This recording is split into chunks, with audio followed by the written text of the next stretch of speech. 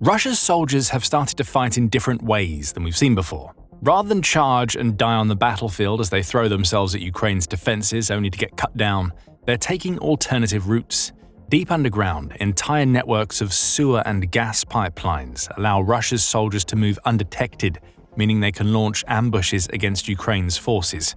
Or so they think. Russia's secret pipeline invasion is backfiring. Ukraine has already figured it out, and what it's doing to defend itself against this Russian tactic is ruthless. To understand what Russia is trying to do, we head to the city of Kupyansk, located in the Kharkiv Oblast. That embattled city is a target for Vladimir Putin, and it's one that he's willing to take any way that he can. For Russia's president, that means sending his soldiers into the dingy and dank network of pipes that lie under the city. The idea is somewhat elegant in its simplicity. While crawling through these pipelines, Russia's soldiers are almost impossible to detect. Perhaps aided by Ukraine being distracted by fighting above ground, the pipeline troops slowly make their way to advantageous positions before breaking through the pipes they're traversing. The Russians attack. Ukraine's forces are caught off guard.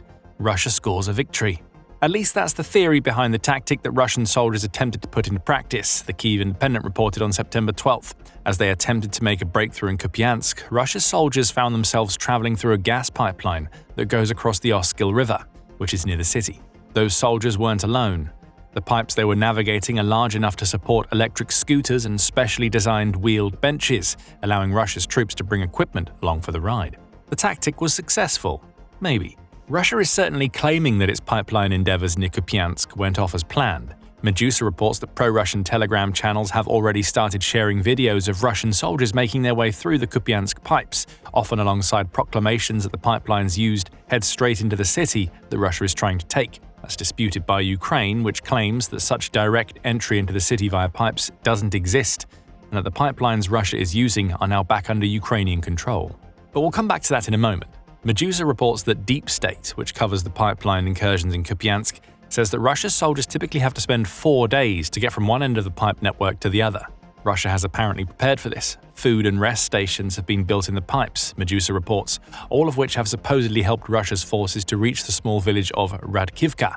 Once there, the Russian soldiers emerged and dispersed into the forest around Kupyansk, presumably to continue a push toward the city's railway. If Deep State is to be believed, the Russian ruse actually worked. Medusa says that Deep State claims that Russia's units have already managed to advance on Kupyansk thanks to this pipeline tactic. That claim is backed by Vitaly Ganchev, who is the head of military-civilian administration that Russia has set up to oversee the portions of Kharkiv that Russia's forces currently occupy. Ganchev says that Russia's pipeline-traversing assault groups are now in Kupyansk and that they are steadily pushing Ukraine's forces out of the city. Ukraine says otherwise. The country isn't denying that Russia's pipeline attack happened. The Ukrainian military's general staff even took to Telegram to confirm that it had.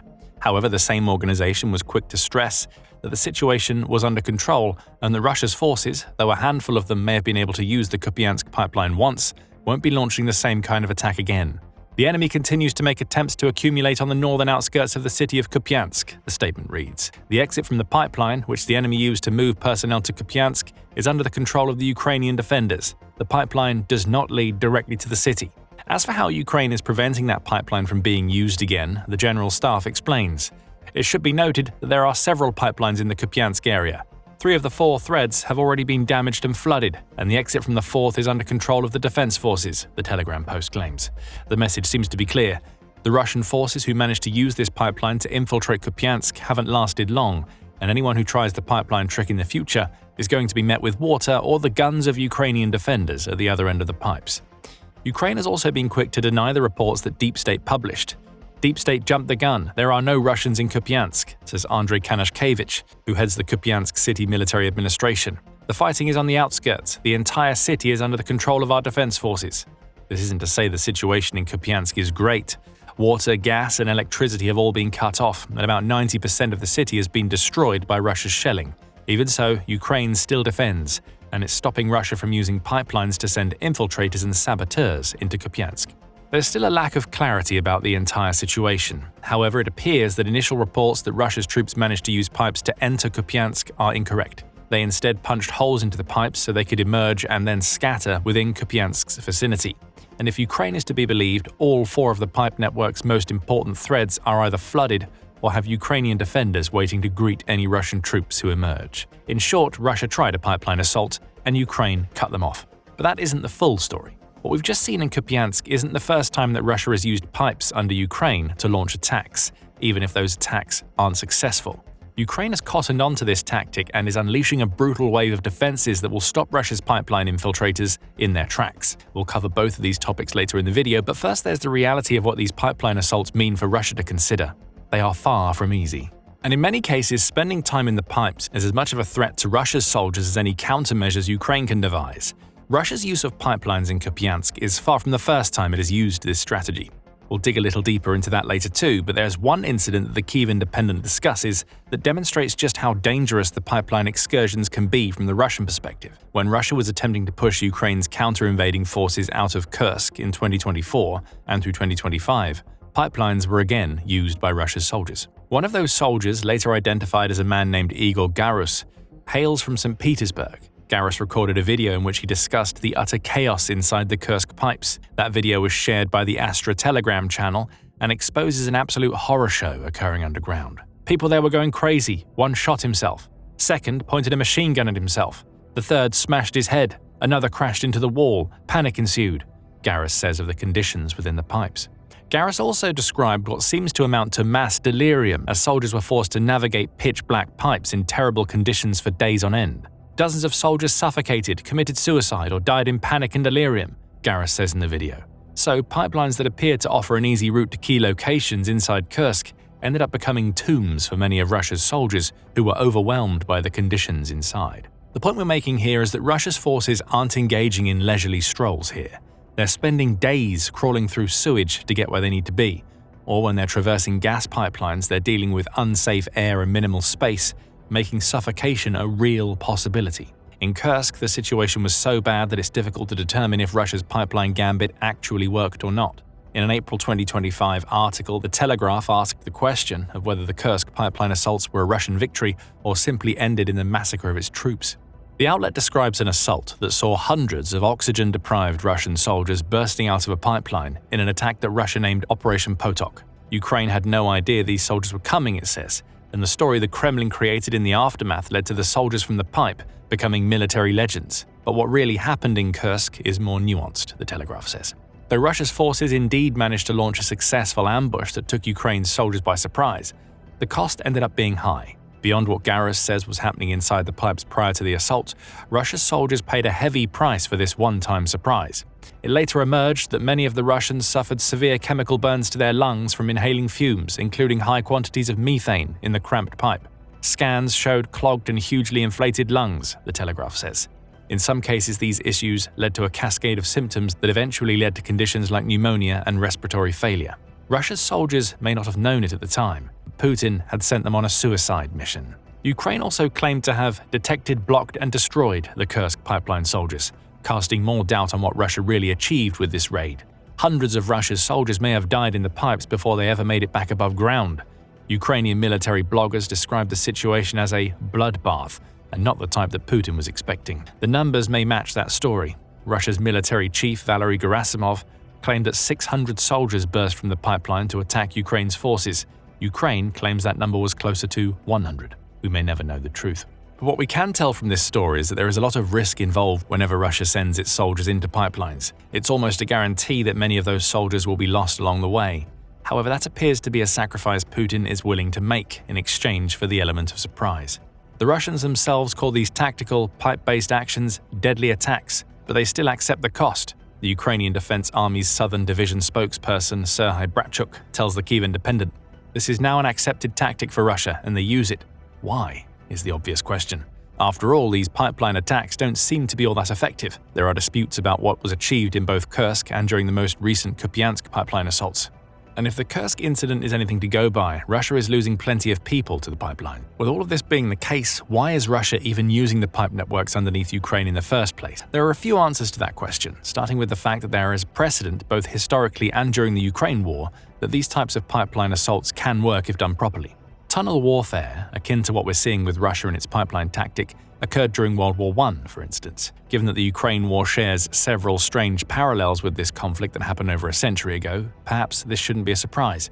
Russia has used tanks en masse and reintroduced trench warfare, so why wouldn't it take inspiration from World War I's tunnel tactics? History Hit says that the Allied forces of the UK, France, Australia, and New Zealand created a massive network of tunnels, with Germany doing the same thing on their side. Tunnels were used to navigate underneath enemy trenches and, in many cases, enemy tunnels.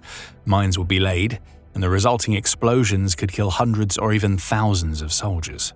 Fast forward a few decades to the Vietnam War, and what the National Museum of the United States Army calls tunnel rats were pulling similar escapades. In this case, US soldiers were often sent to brave the Viet Cong's Cu Chi tunnel system, both to confront the Viet Cong in their underground lairs and to use those tunnel networks to launch ambushes.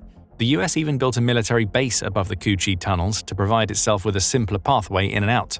Viet Cong intelligence and supplies were also often found in these tunnels, which were so narrow that it was often a challenge for a soldier to fit inside. Many of these tunnels measured just 2 feet by 3 feet, making crawling the order of the day.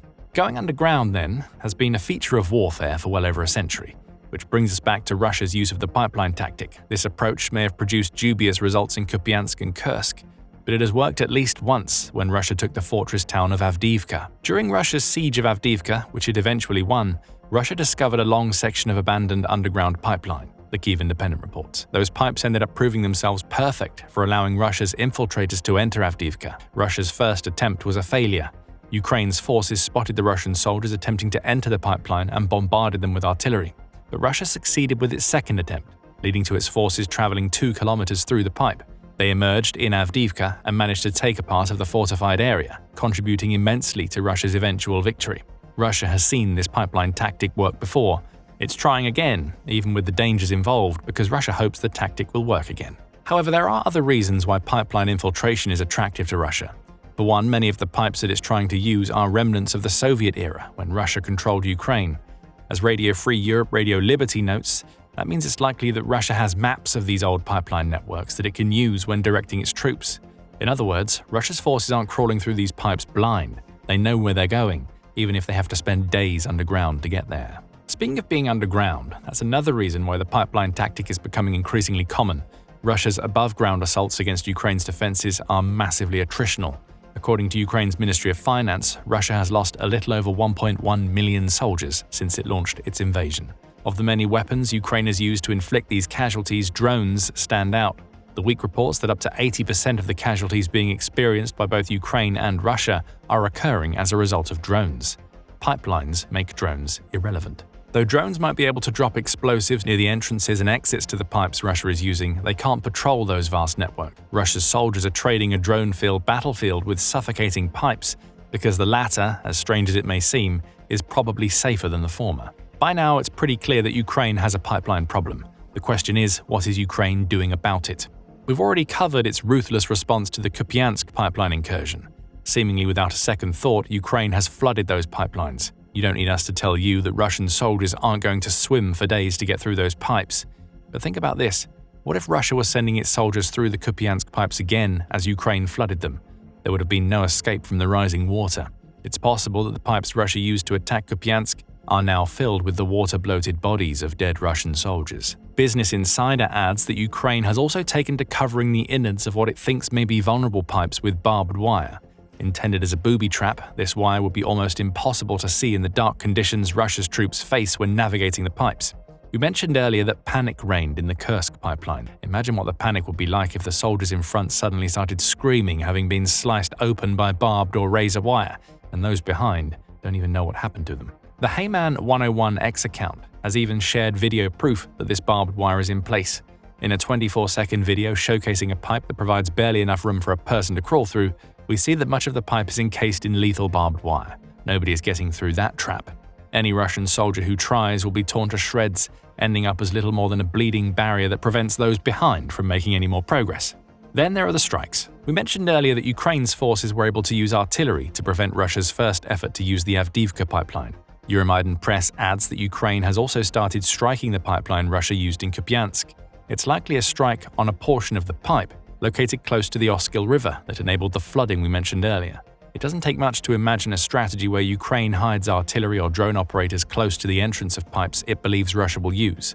As soon as soldiers turn up, strikes could take them out, turning the pipes into no-go zones before Russia's forces ever manage to actually get inside them. These are all isolated examples of what Ukraine is doing to prevent Russia from using its underground pipes for assaults.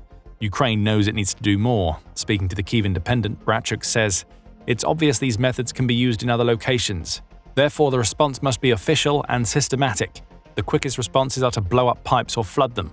What will be more effective is coordinated work with local authorities and specialists who understand the pipes, sewage and gas systems. Ukraine will need to find those specialists quickly.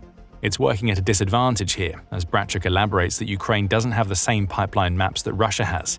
Remember that many of these pipes date back to the Soviet era. Ukraine needs more information, which may mean committing personnel to finding and mapping these pipes before Russia can use them. Once those pipes are found, Ukraine has countermeasures ready to go. Maybe one too many failed pipeline infiltrations in the future will convince Russia that the sacrifice isn't worth it for dubious results.